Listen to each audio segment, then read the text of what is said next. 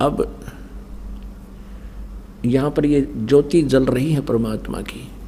अब जैसे वेदों में ऐसा नहीं है कि बठबाड़ लकड़ गिर जो उसमें सुबह सुबह करें या चम्मच ठोक ठोक है। अवन का अर्थ है घी प्रज्वलित कर देना, देसी घी गाय भैंस का। उससे जो प्रतिक्रिया एटमॉस्फेयर में होती है वो होगी ही होगी। अब परमात्मा ने एक सिंपल वे निकाला। एक रुई, एक 100 ग्राम रुई, गणित 200 ग्राम रुई से आप चाहे 2 क्विंटल घी सवा कर लो, और यदि लकड़ियों में डालोगे तो उसमें मनमाना है 20 किलो लकड़ियों में काम बने। तो 20 किलो लकड़ी जड़ेंगी, उनसे कार्बन डाइऑक्साइड अधिक हुआ। और एक 100 ग्राम 150-200 ग्राम रुई जड़ेगी, उसमें कार्बन डाइऑक्साइड बहुत ही कम होगा। और हवन घी प्रज्वलित होगा, उसका जो वाष्पीकरण हो करके पूरे ब्रह्मांड में इसका बहुत तीव्र गति से इफेक्ट होता है, जिससे वर्षा होती है। तो अब ये धार्मिक अनुष्ठान पूरी पृथ्वी पर प्रारंभ हुआ है। तो ऐसे परमात्मा बहुत अच्छी तरह समय समय पर वर्षा किया करेंगे, जो पूरा विश्व इस तरह की साधनाएं किया करेगा। यहाँ तो हवन हो ही रहा है। अब लगभग 600 पाठ हैं, और 600 का मतलब 600 किलो देसी घी यहाँ हवन होगा, 6 क्विंटल का, इन 4 दिन में। और प्रति महीने 5 क्विंटल घी का लगभग हवन हो रहा है परमात्मा कबीर जी के आदेश अनुसार। एक यज्ञ है धर्म की, दूसरी यज्ञ है ध्यान, तीसरी यज्ञ है हवन की, चौथी यज्ञ प्रणाम। यहाँ प्रणाम करते हैं भगवान को, आत्मा में विनम्रता आती है, अहंकार दूर होता है। परमात्मा तभी निकट आता जब हमारे अंदर से ये करड़ापन कम हो जाएगा। हमारे अंदर ये जो अहंकार है बेमतलब का, बगैर ज्ञान के अहंकार किया करते थे। अदरंग मार जाता प्लातून को, बांगा मुँह हो जा, आँख टेढ़ी हो जा, मुँह को पानी लकड़े, माखी लकड़े, और बड़े हाथ भी ना उठे, क्या का बीमार इस मिट्टी का। लेकिन काल ने तो कर्म बिगड़वाने से मतलब है। और 5वीं यज्ञ है ज्ञान की। तो ये सभी धार्मिक अनुष्ठान शास्त्र अनुकूल जो प्रारंभ हुए हैं, इससे पूरे विश्व में सभी समृद्ध हो जाएंगे। और सबसे बड़ी बीमारी जो हमारे लगी हुई है, या माया जोड़न की, एक कोठी की बजाय 2 कोठी बना लूँ, फिर 3 बना लूँ, छोटी कार ले ली, फिर ने सोचा 20 लाख की ले लूँ। ये बकवाद खत्म हो जाएंगी आपकी कति। और लोग दिखावा ब्याह शादियों में बकवाद, डीजे बजावें, कितने लाखों रुपये दान करें, दहेज दें। तो ये इस प्रकार की बिल्कुल आपकी आत्मा हट जाएगी इन बकवादात है। अब जो हम सारा दिन सारा जीवन में पैसा जोड़ने के लिए व्यर्थ करते हैं समय, फिर आपका 20% जो प्रयत्न परिश्रम आप कर रहे हो ना, 20% प्रयत्न में आपका रोजी रोटी घड़ा बढ़िया चला करेगा और बरकत होया करेगी। परमात्मा ना जाने कित कह दे देगा और किस तरह कर देगा, उस मालिक की महिमा से आप परिचित नहीं हैं। क्योंकि आध्यात्मिक ज्ञान बिल्कुल विनाश हो चुका है। भगवान की स्थिति से हम बिल्कुल अपरिचित हो गए हैं। क्योंकि जो भगवान की महिमा गुण हम सुना करते थे, कभी किसी युग में हुआ होगा, कोई कथा सुनी थी, वो अब वर्तमान में हम कहीं देख नहीं रहे थे। इसलिए हम उन कथाओं को एक आस्तिक होने के नाते झुठला भी नहीं सकते थे। लेकिन वर्तमान में हमारे साथ ऐसी घटना जो भगवान किया करता है, जो भगवान बचाव किया करता है, वो नहीं हो रही थी। इसका कुछ दिनों परिणाम क्या निकलता कि हम सभी नास्तिक हो जाने थे, घर में सबके घटनाएं घटने लग जाती और भगवान से दूर हो जाती। एक बार ये दास सत्संग कर रहा था, वहाँ एक बहन को ले आई कोई हमारी बंदी छोड़ की बेटी, यानी हंस भक्तनी।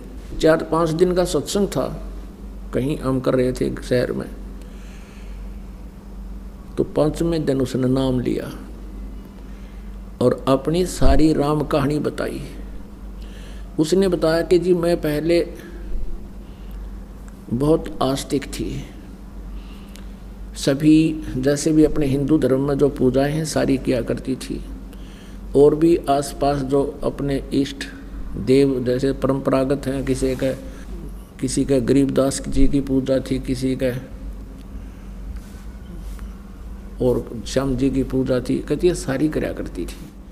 भगवान विष्णु, भगवान शिव और शेरा वाली माता और संतोषी माता के सबके पाठ कराया करती थी, व्रत भी करती थी।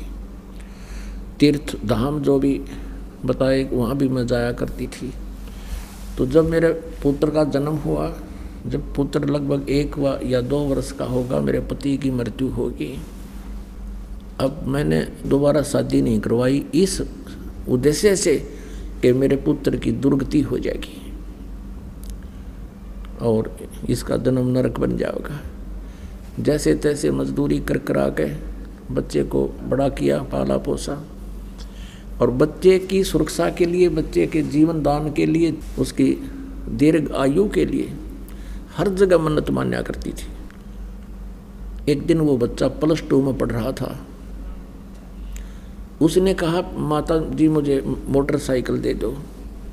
मोटरसाइकिल लूँगा, सभी बच्चे जाते। अब मैं डरती थी कहीं मेरा बेटा दुर्घटनाग्रस्त ना हो जाए, चोट ना लग जा। मैं नहीं चाहती थी उसको मोटरसाइकिल दूँ, लेकिन वो दुखी घना हो गया। और मैं ये सोचती थी कि कहीं ये बेटा न्यू महसूस ना कर ले, आज मेरा पिताजी होता तो मुझे सब वस्तुएं मिलती और माँ मुझे ये उपलब्ध नहीं करवा रही। तो उसकी हट को देखकर मैंने इस दृष्टिकोण से सोचकर जैसे तैसे एक मोटरसाइकिल की व्यवस्था कर दी। वो अपने मित्र को साथ लेकर के प्रतिदिन अपने कॉलेज में जाता था, विद्यालय में जाता था। एक दिन बता रही थी कि मैंने खाना बनाया, बच्चे को खाना खिलाया। वो अपना मोटरसाइकिल लेकर प्रतिदिन की तरह निकल गया, अपने साथी को उसके घर से लिया, चला गया। और मैंने वो कुछ शेष 2 व्यक्तियों की रोटी थी, मैंने शेष 2-4-5 रोटी थी वो बनाई और बना के हाथ धो के मैंने नहीं सोचा था तू रोटी खा ले। खाना खाने के लिए ग्रास तोड़ा था, इतने में उसका मित्र भागा भागा आया और उसके भी हाथ से कहीं चोट लगी हुई थी, रक्त बह रहा था, उसके गोटों से कपड़े फटे हुए थे। मैं एकदम सख्ते में आ गई और पूछा बेटा क्या हो गया? उसने कहा आंटी हमारा एक्सीडेंट हो गया, बाइक का चोट कहीं लगी।